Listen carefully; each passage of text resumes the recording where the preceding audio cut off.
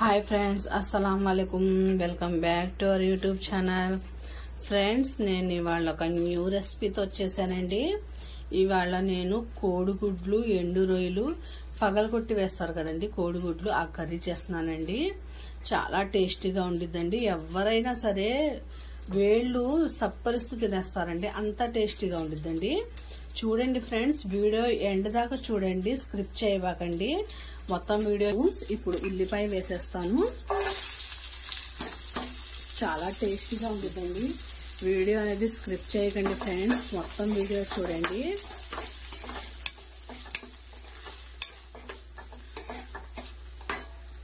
ఇదిగోండి ఫ్రెండ్స్, 2 పచ్చిమిర్చి వేసానండి. ఇప్పుడు కొద్దిగా ఉప్పును సాల్ట్ వేసుకున్నాం.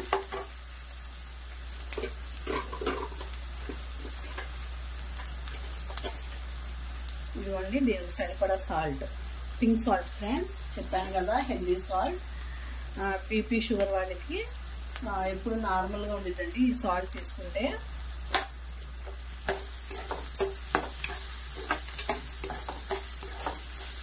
కొద్దిగా పసుపు, ఉప్పు పసుపు వేస్తే తొందరగా మగ్గిపోతాయండి ఉల్లిపాయ. చాలా టేస్టీగా ఉంటుందండి కర్రీ. మీకు తెలుసు కదా, ఎండు రొయ్యలు వేస్తే కర్రీ అనేది ఎంత బాగుంటుందో చెప్పనక్కర్లేదండి ఫ్రెండ్స్, చాలా టేస్టీగా ఉంటుంది.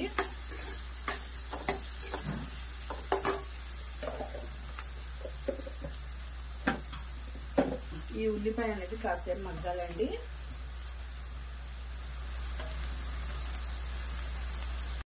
ఇప్పుడు ఒకసారి బాగా కలపండి ఫ్రెండ్స్. ఉల్లిపాయ కొద్దిగా మగ్గింది కదండి, ఇప్పుడు మనం ఎండు రొయ్యలు వేసేద్దాం.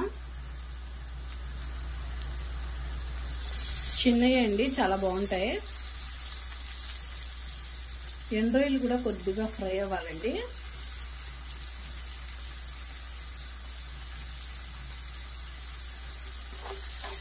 ఒకసారి కలుపుకున్నాం. ఇది కొద్దిగా ఒక 2 మినిట్స్ ఫ్రై అవ్వాలండి.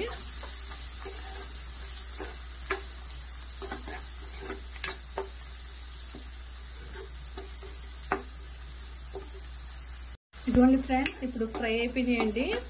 మనం తగినంత కారం వేసేసి వాటర్ వేసేద్దాం.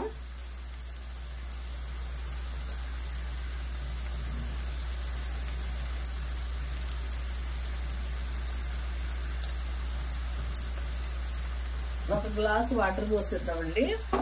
వాటర్ కొద్దిగా బాయిల్ అయిన తర్వాత అప్పుడు మనం గుడ్లు వేసుకున్నాం పగలగొట్టి. ఇది కొద్దిగా బాయిల్ అవ్వాలండి వాటర్. ఇదిగోండి ఫ్రెండ్స్, వాటర్ బాయిల్ అవుతుంది కదండి.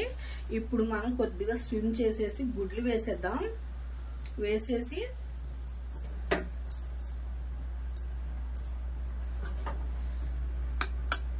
కాసేపు స్విమ్ మీదే ఉడకనిద్దాం గుడ్డు.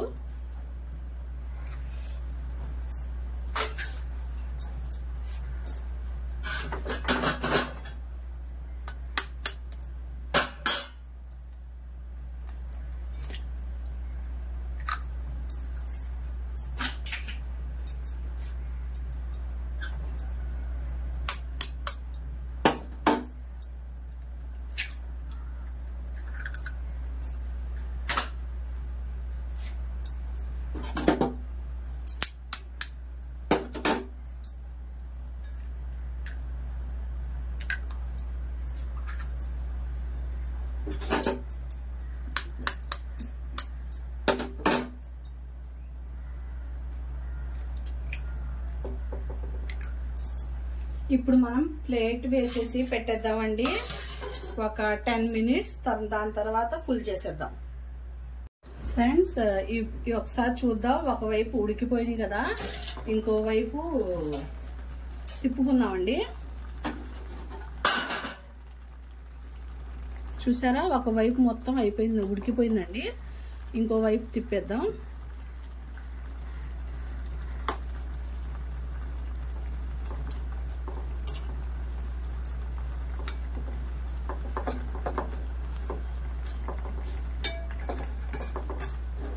ఈ వైపు కూడా ఇలాగే స్విమ్ మీద ఉడకాలండి. కర్రీ చాలా టేస్టీగా ఉండిద్దండి. ఇప్పుడు మనం కొద్దిగా కొత్తిమీర అనేది వేసుకుందాం. ఇదిగోండి ఫ్రెండ్స్, కొత్తిమీర వేసుకుందాం పైనుండి. ఇది ఇలాగే ఇప్పుడు ఒక 5 మినిట్స్ ఇలాగే ఉడికిన తర్వాత ఇంకా ఆపేద్దామండి. కర్రీ రెడీ అయిపోయినట్టే. ఎంతో టేస్టీగా ఉండే ఎండు రొయ్యలు కోడిగుడ్లు ఇగురు రెడీ అయిపోయిందండి. ఇదిగోండి ఫ్రెండ్స్, ఎంతో ఎమ్మీగా ఉండే కోడిగుడ్డు ఇగురు రెడీ అయిపోయిందండి. టేస్టీ కర్రీ అండి. కోడిగుడ్డు ఎండు రొయ్యల కర్రీ అండి. చాలా బాగుండిద్దండి. ట్రై చేయండి ఫ్రెండ్స్. నా ఈ రెసిపీస్ మీకు నచ్చితే లైక్ చేయండి, షేర్ చేయండి, సబ్స్క్రైబ్ అనేది చేసుకోండి ఫ్రెండ్స్. అల్లా హాఫీజ్.